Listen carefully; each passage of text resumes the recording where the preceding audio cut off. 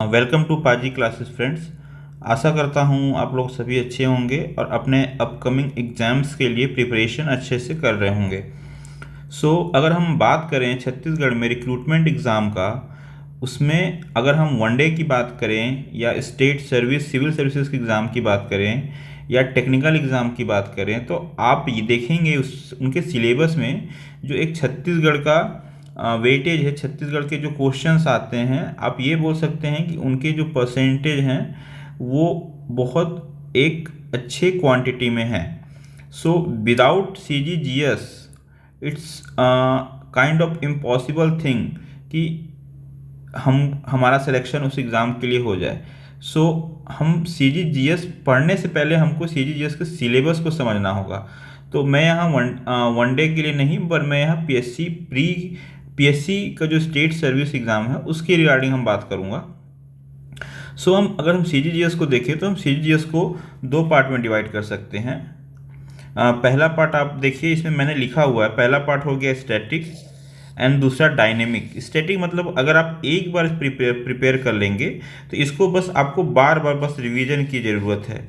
ठीक है, तो आप इसका वन टाइम नोट्स बनाइए और उसको बार बार बस रिवीजन करिए। बट डायनेमिक पार्ट में कुछ चीज़ें तो स्टैटिक होती हैं, पर आपको बहुत सारी चीज़ें समय के साथ गवर्नमेंट के अलग अलग स्कीम से बजट, ये सब चीज़ें अपडेट होते रहती हैं।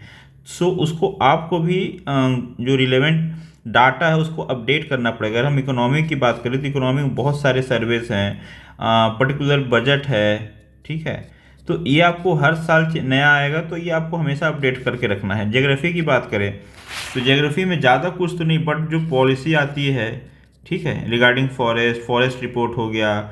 और अभी हम लेटेस्ट में बात करें तो जो छत्तीसगढ़ में 4 डिस्ट्रिक्ट बने हैं, ठीक है, तो इससे रिलेटेड जो भी चेंजेस आए हैं डाटा में उसको हमको अपडेट करना पड़ेगा। साथ ही साथ जो योजनाएं हैं जो गवर्नमेंट समय समय के साथ लॉन्च करती है, और बहुत सारी योजनाओं में जो पुरानी योजना है उसमें बहुत सारे चेंजेस करते हैं, तो इसको हमको अपडेट रखना पड़ेगा। और रही बात करेंट अफेयर, जो बहुत सारे छत्तीसगढ़ से रिलेटेड जो भी करेंट अफेयर हैं इसके बारे में हमको हमेशा अपडेट रखना पड़ेगा। तो हम बेसिकली बात करें स्टैटिक की, क्योंकि स्टैटिक को हम फर्दर दो पार्ट में डिवाइड कर सकते हैं। एक तो हिस्ट्री हो गया आपका, एंड सेकंड हम बात करें तो ये आपका आर्ट एंड कल्चर हो गया। ठीक है, तो हम पहले हिस्ट्री को देख लेते हैं, क्योंकि हिस्ट्री से प्री में भी क्वेश्चन आते हैं और मेंस में भी इसके जो वेटेज हैं अप्रॉक्स नहीं, एग्जैक्ट 75 मार्क्स के हैं। तो मेंस में भी अच्छा वेटेज है सी जी जी एस का। तो आप इसको एक बार प्रिपेयर कर लोगे, वन टाइम नोट्स बन जाएगा। इसको बार बार आपको इस पर काम नहीं करना पड़ेगा, बस इसका रिवीजन करना पड़ेगा। तो अगर हम हिस्ट्री की भी बात करें तो हिस्ट्री को भी हम आप अगर इंडियन हिस्ट्री भी पढ़े होंगे तो आपको पता है उसको 3 पार्ट में हम डिवाइड करके पढ़ते हैं, ancient history, medieval history and modern history. तो सेम चीज़ हम छत्तीसगढ़ से रिलेटेड बात करते हैं कि हम छत्तीसगढ़ की हिस्ट्री को भी हम 3 पार्ट में डिवाइड कर सकते हैं। ठीक है, number 1 ancient, 2 medieval and 3 modern.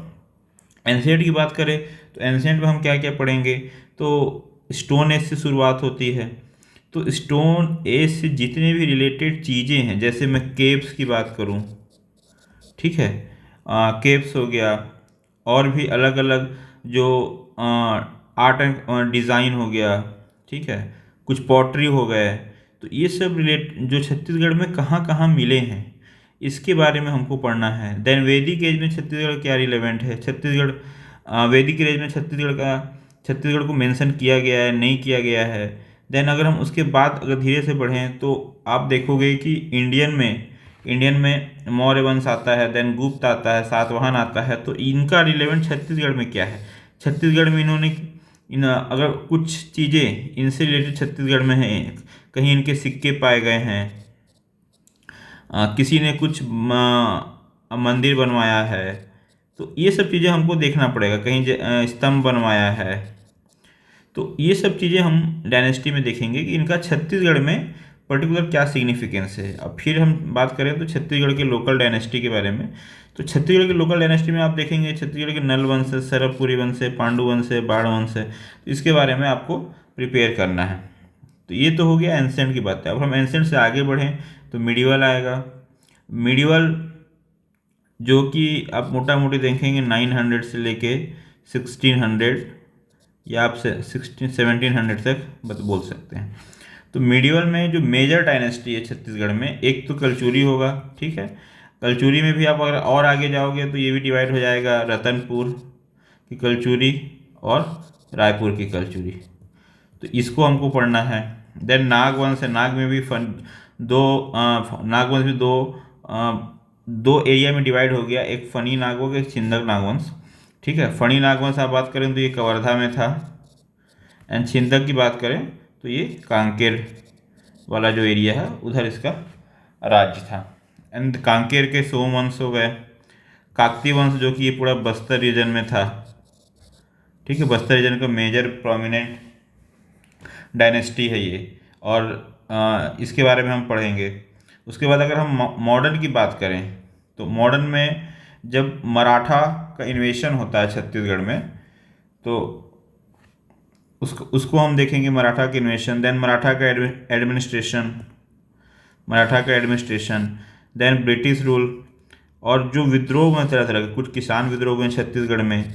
और क्योंकि सीजी एक ट्राइबल स्टेट है तो ऑब्वियस ही बात है यहाँ पे आदिवासी विद्रोह हुआ होगा, तो ये मोस्ट इम्पॉर्टेंट टॉपिक है,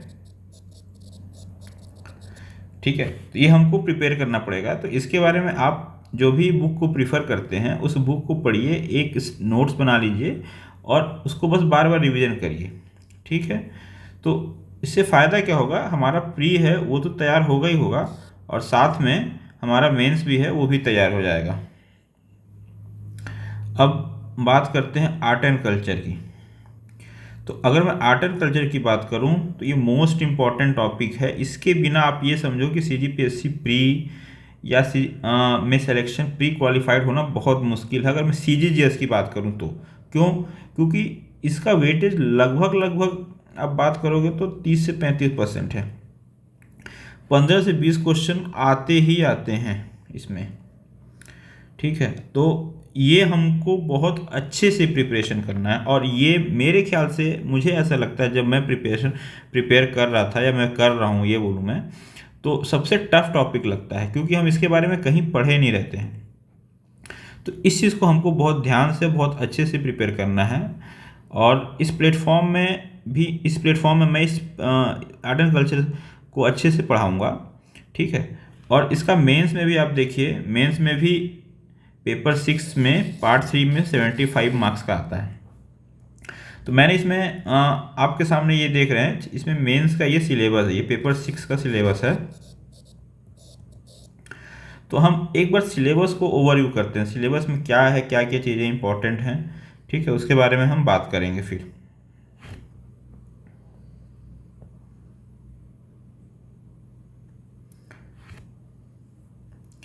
देखिए, छत्तीसगढ़ की सामाजिक परिदृश्य मतलब क्या हो गया, सोसाइटी, एक लाइन में बोलूँ तो छत्तीसगढ़ की सोसाइटी के बारे में। तो छत्तीसगढ़ की सोसाइटी में आप देखेंगे अप्रॉक्स 31% STs है, ट्राइब्स है। तो हम आगे देखते हैं कि जैसे कि अगर हम ट्राइब्स की बात करें, आर्ट एंड कल्चर की बात करें, तो आर्ट एंड कल्चर जो मेजर आर्ट एंड कल्चर है छत्तीसगढ़ का, जो मेजर पार्ट है वो ट्राइब्स से रिलेटेड है। तो हमको पहले ट्राइब्स के बारे में पढ़ना पड़ेगा। छत्तीसगढ़ में ट्राइब्स कितने प्रकार के हैं, ट्राइब्स का रिलेवेंट क्या है, क्यों इनको ट्राइब्स बोला जाता है। देन जो ट्राइबल के सोशल ऑर्गेनाइजेशन है ना, जैसे आप बात करेंगे मैरिज, विवाह, फैमिली, परिवार हो गया आपका, गोत्र, यूथ मतलब डॉर्मेट्रीज, युवा गृह, तो इसके बारे में हम देखेंगे। देन उस छत्तीसगढ़ गवर्नमेंट ने, CG गवर्नमेंट ने इंडियन कॉन्स्टिट्यूशन में क्या क्या प्रोविज़न है, जो जिससे ट्राइबल के लिए पर्टिकुलरली क्या क्या प्रोविज़न, जिससे हम एक ट्राइबल का अपलिफ्टमेंट कर सकें, ट्राइबल को आगे बढ़ा सकें, ठीक है।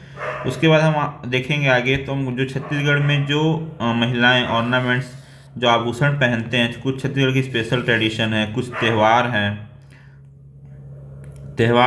कुछ फोक सॉन्ग्स हैं, ठीक है। उसके बाद कुछ मेले हो गए, तो और कुछ त्यौहार हो गए, तो ये सब चीज़ें हम पढ़ेंगे।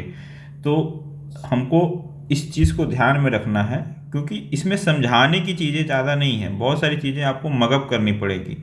तो पर्टिकुलर मगअप करने के लिए हम थोड़ा बहुत जो कोशिश मेरे से हो सकेगा मैं कोशिश करूँगा कि चीज़ों को थोड़ा मैं एक दूसरे से रिलेट कर सकूँ, और एक चीज़ों को हम एक साथ पढ़ें, ना कि अलग अलग। जैसे कि अगर मैं फोक सॉन्ग्स की बात करूँ, तो छत्तीसगढ़ के जितने भी फोक सॉन्ग्स हैं ना, अलग अलग ओकेशन से related, like tribal folk song आप बात करोगे अलग है, देन मैरिज के लिए फोक सॉन्ग है, फिर बच्चे का जन्म होता है उसके लिए अलग फोक सॉन्ग है, देन कुछ एग्रीकल्चर रिलेटेड, कोई धान बोते हैं तो धान काटते हैं तो फेस्टिवल रिलेटेड फोक सॉन्ग्स हो गया। तो हम ऐसे कैटेगराइज करके पढ़ेंगे ताकि हमको याद रखने में सुविधा हो और हम चीज़ों को रिलेट कर सकें, कन्फ्यूज़न ना हो आगे आगे हमको बाद में। तो होगा क्या, हमारा अप्रोच क्या होगा,